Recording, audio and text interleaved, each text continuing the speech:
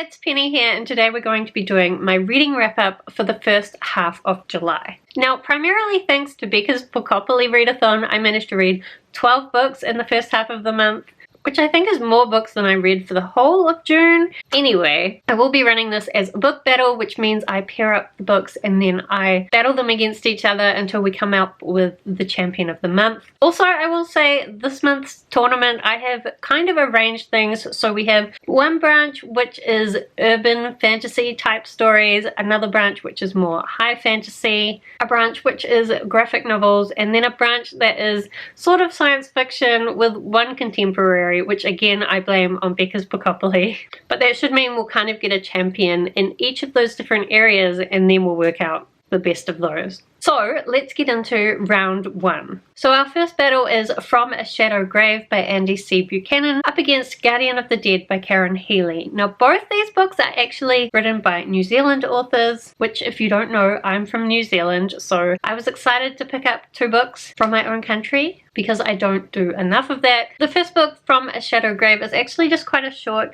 novella. I think it's 100 pages, 98. And I knew I was going to love it because I've read stuff by Andy C. Buchanan before and I've really loved their work. They are a non-binary author, and this story is about a body that was found buried in the Mount Victoria tunnel construction in the 1930s, and then many years later a girl named Aroha Brooke, who is essentially a paranormal crime-fighting superhero, she finds this body and is trying to fix a related problem.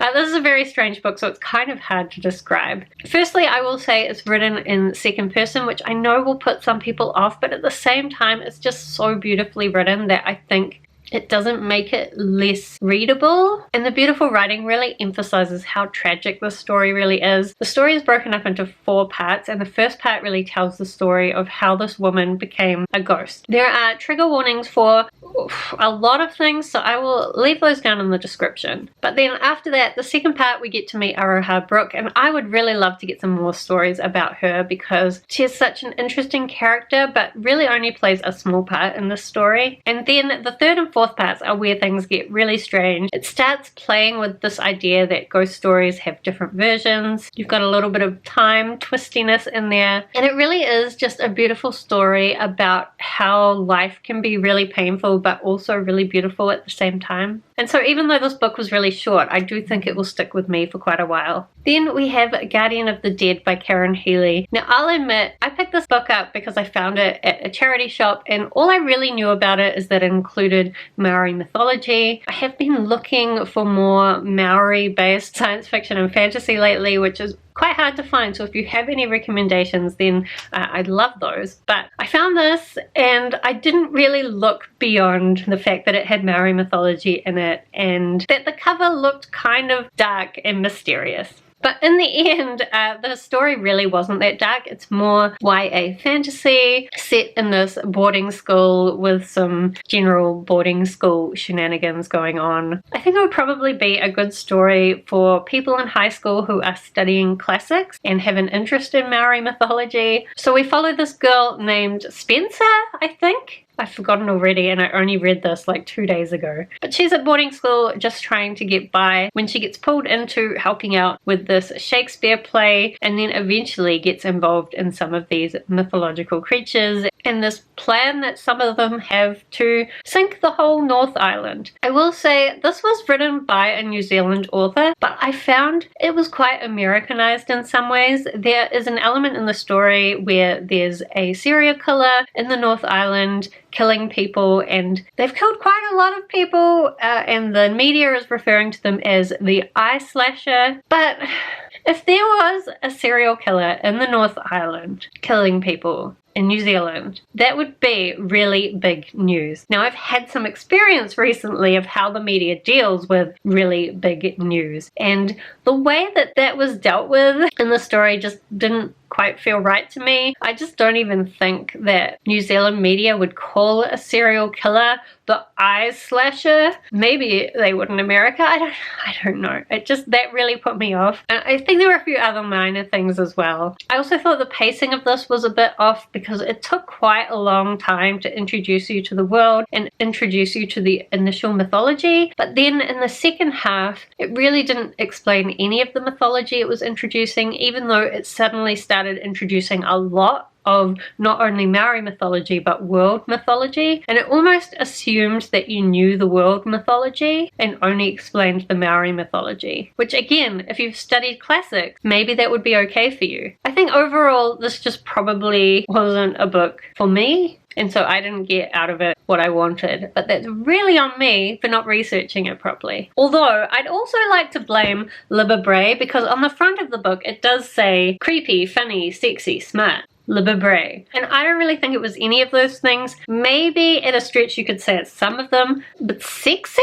Really? There weren't even any sex scenes. There was some minimal kissing. I really don't understand where the sexy came from, Libba Bray. Anyway, I think it's pretty obvious if we're battling these two books up against each other, I would definitely pick From a Shadow Grave. So we will put that through to the next round. Okay, then our next battle is The Rage of Dragons by Evan Winter up against Dragon's Kin by Anne McCaffrey and Todd McCaffrey. So these are two dragon books. In The Rage of Dragons, we follow this young boy named Tao, who is one of the lower classes of his people who are constantly at war. He gets forced into going to train to be part of their army, which he's on board with because he's trying to get revenge for something awful that happened to him, and that's his way to do it. But as he works towards this revenge, he ends up getting involved in the magic of his people. So the women have the ability to do different magic things, drawing on the energy of this other demon dimension. One of the things they can do is call dragons, although we learn more about that through the story and it's not what you think. And then the men have this ability where they can be essentially powered up by the woman to be ultimate warriors who don't feel pain. Tao, however, takes this magic even further and uses it in a particular way to become an even stronger fighter. And I did find what he did really interesting and quite a creative system of magic. Unfortunately, as you can tell, this had a lot of fighting and battling. And almost all of the fighting and battling was amongst his own people as part of the training. It was interesting because he's a part of this group of lower class people trying to prove that they can be equals to the higher class.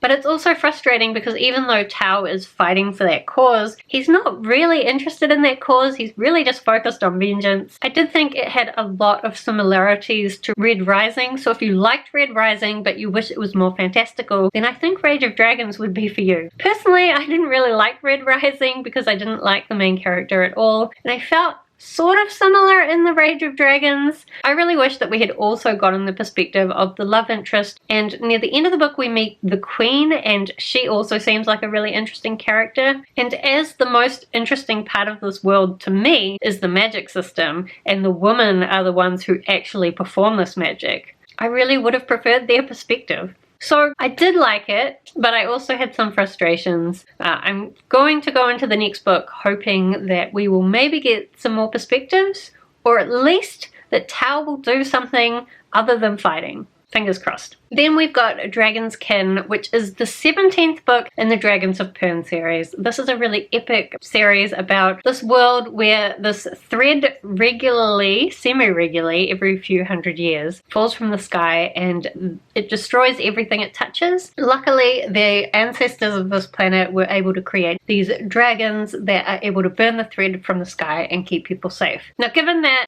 this book doesn't really have much of dragons in it, a tiny bit, but not much. It does have a little touch of dragons being able to move through time and space, but mostly it's about this young boy who has this little watch where they're called. They're like guard dog type dragons, tiny miniature dragons, dragon cousins, I guess. So he's figuring out how to raise this guard dragon when there's not really very much information about it, because they need this guard dragon to help them out with this mining colony that they're trying to create. There's also a side plot about the daughter of the leader of this mining town who has been kept a secret because she's blind, and he thinks people will judge him if he's had some kind of defective daughter. And in the end, her story was so much more interesting than the main character's story. She also did so much more towards actually figuring out how to train and raise these guard dragons. So I really think it should have been her story instead. But I will also say, I have been going into the Pern books more recently with quite low expectations because I kind of find the writing style a bit hard to get into, and a lot of the more recent books I've read have been quite unfocused and trying to cover too many things, I think. But this is the first book that Todd McCaffrey helped with the writing of it. So Todd McCaffrey is Anne McCaffrey's son. And I'm thinking maybe his influence was a good one on the story. It might just be that they had chosen to write a story that was a lot more focused, a lot more of a personal story rather than a big world-altering event. But overall, even though in some parts it was a little bit tedious to get through, it definitely exceeded my expectations of a Pern book. And I'm now interested to continue the series to see whether Todd McCaffrey's influence continues to improve the quality of the books. Anyway, I feel like I said a lot more negative things about The Rage of Dragons than I did about Dragon's Kin. So you might think that I like Dragon's Kin better. However, you have to take into account my expectations going in. I had only heard good things about The Rage of Dragons, and I thought it was going to be an amazing epic fantasy with dragons that I would get really involved in.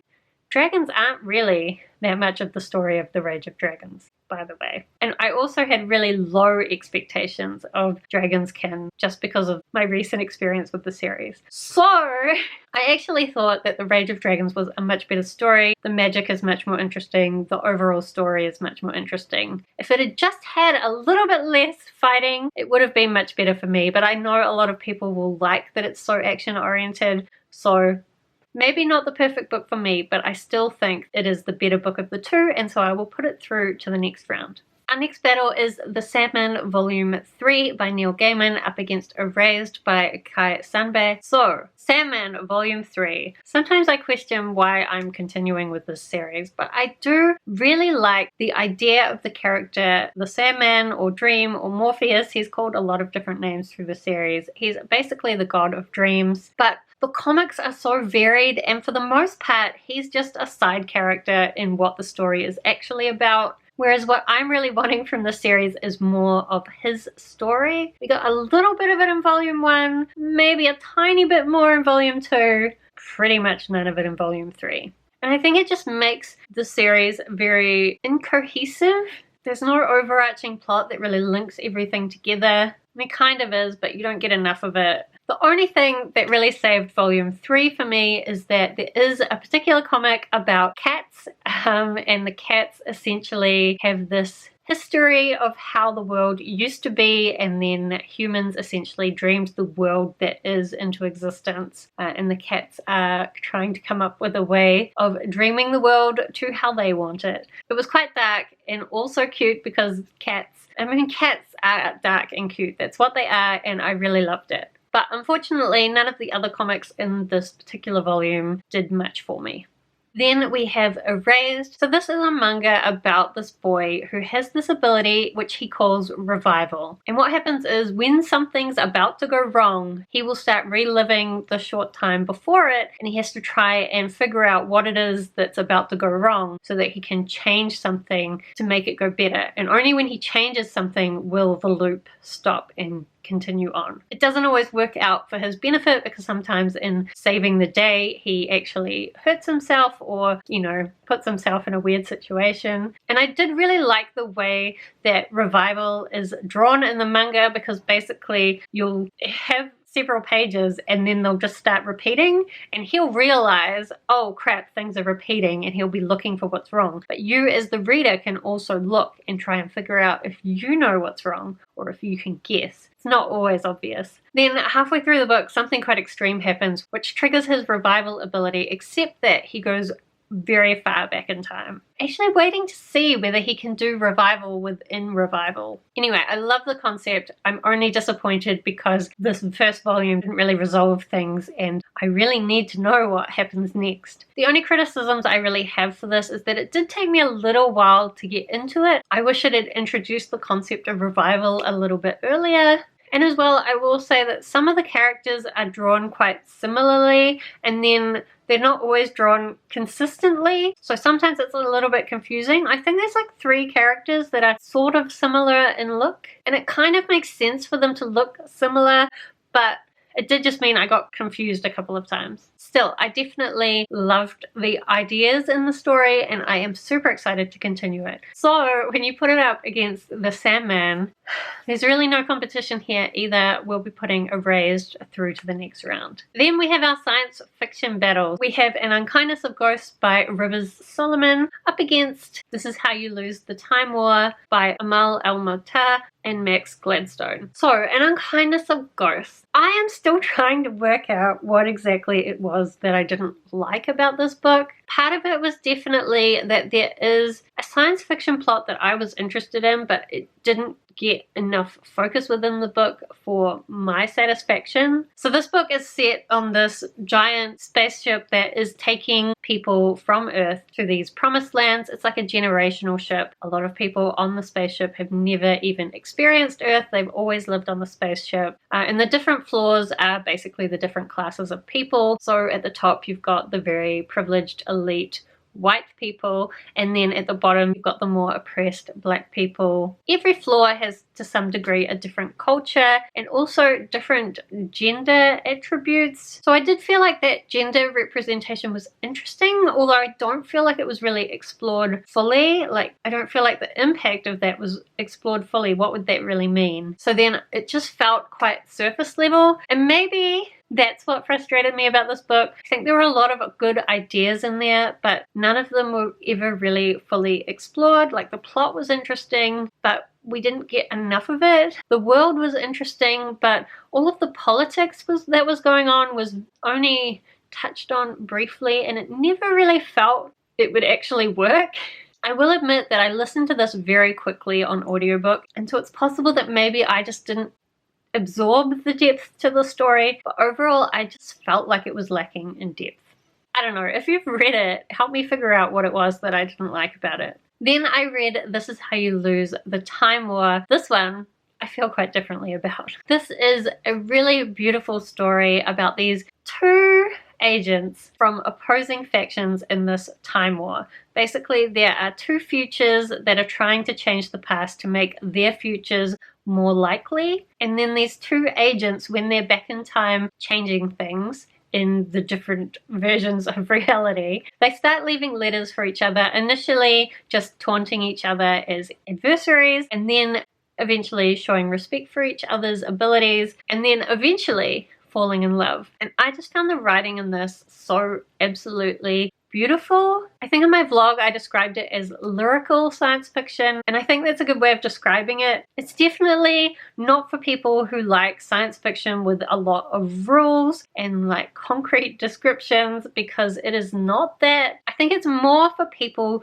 who really like the beauty of possibilities that you can find in science fiction. So many of the science fiction ideas are very abstract, but I don't feel like it's nonsensical because it's still described in a way where you feel like it could be real, just that you aren't advanced enough to understand the science that they're talking about. So the book is written, basically you get a short chapter of one of the agents finding a letter, then you read the letter, and then you go to the other agent and you learn about them finding the response letter, and it continues like that. This is quite a short book, about 200 pages, but I think in the end it was a really good length. If it had gone on any longer, I think it would have gotten a little bit repetitive, but the climax really came at the right time, and I know that I couldn't stop reading in the end because I really needed to know what was going to happen. So honestly, this whole round, I feel like every battle has been really obvious, but I'm sure it's going to get harder ahead. So in this round, clearly, This Is How You Lose the Time War goes through to the next round. And with that, we move on to round 2. So our first battle is Storm of Locusts by Rebecca Roanhorse up against From a Shadow Grave by Andy C. Buchanan. So Storm of Locusts is the second book in the 6 World series. This is set in a post-apocalyptic future on a Native American reservation, which has been quite segregated from the problems that the rest of the world is happening. Everything's flooding. everyone's dying. But they do have their own problems. Life is quite difficult. There's some really not great people. The gods are coming along and causing mischief, and there are also some monster type things. So our main character Maggie is a monster slayer because she has these clan powers that give her at times super fast speed and also a killing ability that does cause her a lot of concerns as to whether she is a killer or not, and some of the gods are a bit concerned about that as well. But honestly, I just love Maggie so much. In this one, she's going after the White Locust, with some of the gods also getting involved. I especially liked the involvement of the cat god. I really do need to listen to the audiobook, I think, so that I can figure out how to pronounce a lot of the words in this and the names, because the way they're written, I really have no idea. So that's something I would like to educate myself on. But I really love this story. It's just so brutal and dark. And also, warning for this book, if you don't like bugs, there's some very buggy scenes. Like, Storm of Locusts is not a metaphor. There's also talk of rape, sexual abuse, and just like really bloody, violent bodily harm. So not for the sensitive. But if you like dark stuff, then I do think you might like this. I will say I noticed a few editing errors through this book, and I'm not quite sure why that was. It wasn't anything that really hurt my enjoyment of the book, but it did make it seem a little bit less professional. But overall, I just love this series, and I can't wait for more books to be released. So we're putting this up against From a Shadow Grave. And it's hard because I feel like From a Shadow Grave was such a clever piece of writing and a really beautiful piece of writing, but I definitely felt more connected to Maggie as a character. And just because one is quite a short novel, almost a novella, whereas the other one is a full book where things are being explored more fully, I think I would have to put Storm of Locusts through to the next round. But it's so close. Then we have Warbreaker by Brandon Sanderson up against The Rage of Dragons. So Warbreaker, this is Brandon Sanderson's standalone novel, although there is talk of there being a sequel at some point. I really hope so after reading this, especially because the name of the sequel is Nightblood. Nightblood is this sword that has a personality, and I honestly loved Nightblood. I think that Brandon Sanderson has a real skill for writing inanimate objects. If you know, in the Stormlight Archives, he writes a stick and makes you love the stick. So it's a skill, but I don't know when he's going to get to writing that sequel. So for now it's a standalone, and you can totally read it as a standalone. There's no open threads really at the end. So primarily we're following these two sisters. One of them has been raised with the belief that she's going to be sent off to marry this god king in this neighboring kingdom that they have a lot of disagreements with about how the magic of the world should be used. But at the last minute, the king decides he's not going to send her because he loves her too much. So he sends his youngest daughter, the most useless of them all, sends her off to marry the god king instead. So you're getting her perspective within the kingdom as she meets this god king and learns about what's going on there. And you're also following the other sister who ends up following her to try and rescue her. And she has quite a different perspective of what's going on because she's seeing things more from the outside. There is also another perspective in the story, which is one of the gods of this kingdom, but he doesn't really think of himself as a god, and he was probably the most interesting perspective of all. Overall, I just think this was a classic piece of Brandon Sanderson writing. There are a few bits where I think you can tell it's his earlier writing, but it's not necessarily a bad thing. You've got complex magic systems, interesting characters with all sorts of different perspectives, so you're never really sure what the truth is. Different plot threads all coming together in really unexpected ways, so the ending was very exciting. And I think as well, Brandon Sanderson just has this particular kind of humor that can make his books quite fun. Anyway, the summary is that I really loved Warbreaker, which is not a surprise because I really do love Brandon Sanderson's work. So we're putting it up against The Rage of Dragons, and while I do think both of them are pretty good, I definitely enjoyed Warbreaker a lot more. Then we have the first volume of Giant Days by John Ellison and Lissa Traben up against Erased. So, Giant Days I read purely for Becca's Bookopoly, and it was just a really fun little graphic novel. I didn't really think that I would necessarily love it, but in the end I do find that the characters are quite lovable. It's basically just these 3 girls who are roommates at university. They're all very different and they're having typical university experiences but in a humorous way. So I really like Susan and I would love to know more about her and her conflict with McGraw, and I think that's the thing that's probably going to make me continue this series. I also really like Esther, who is a goth. I just like the little dark parts that she introduces into this really bright and colourful graphic novel. So this was just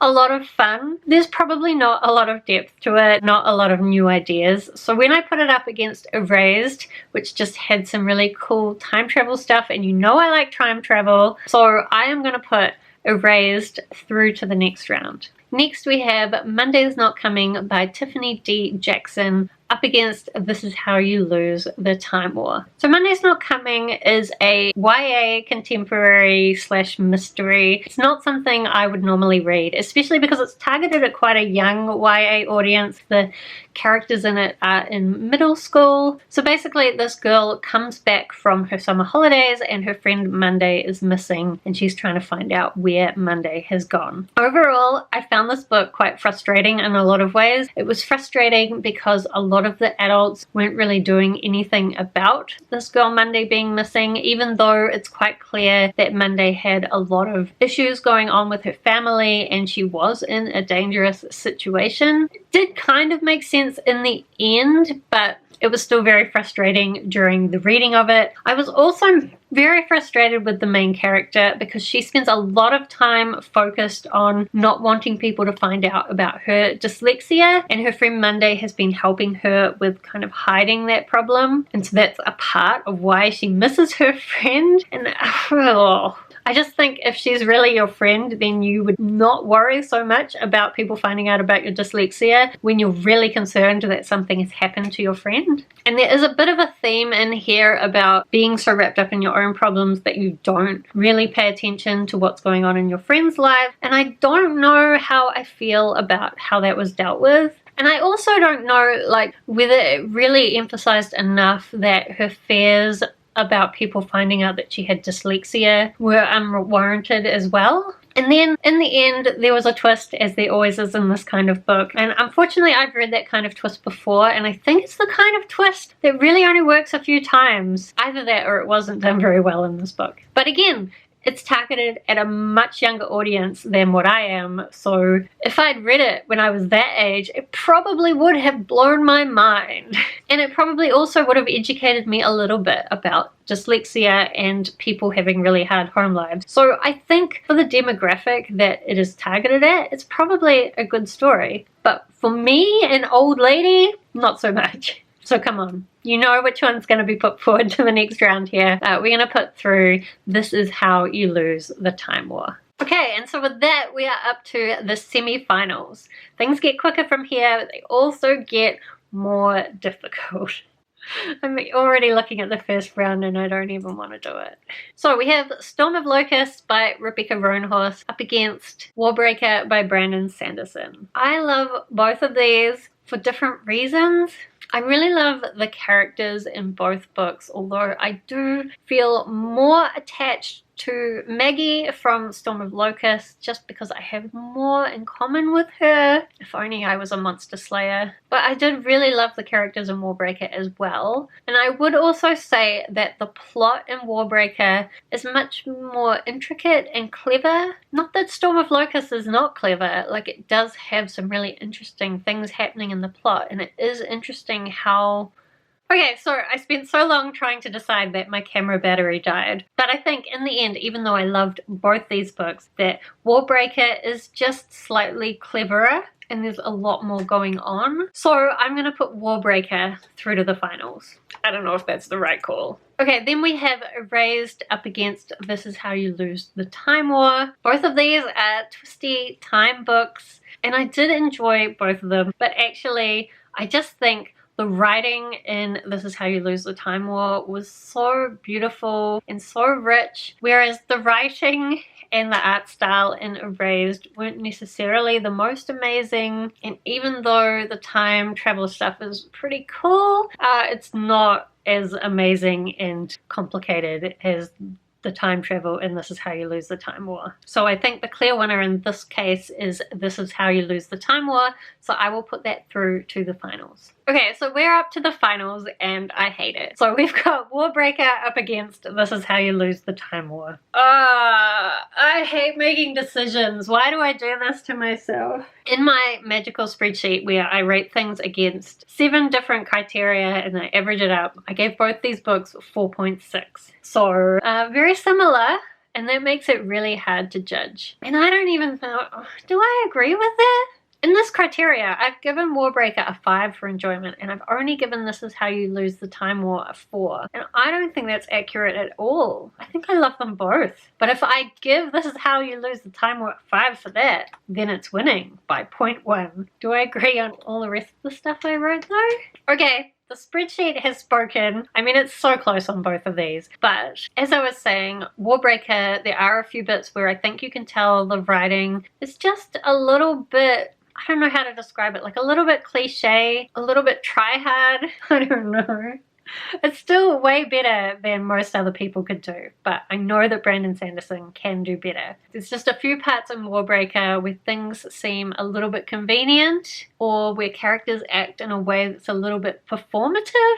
I mean, I gave it 4.6 out of 5, so I obviously loved it. But This Is How You Lose the Time War now has 4.7. The writing was absolutely beautiful. I loved all the ideas in it. So I'm going to say, for the first half of the month, This Is How You Lose the Time War is the champion. Now, in the second half of the month, we'll see how many books I read, and we will do another battle and compare the champion from the second half of the month against this one, though I honestly don't know if I'm going to find anything any better. I'll try. Anyway, as always, let me know whether you've read any of the books that I talked about today, because I would love to talk with you more about them down in the comments. And also let me know how early you predicted who was going to be the winner of this book battle. Otherwise, I hope that you are keeping safe, reading lots of good books, and I will see you next time.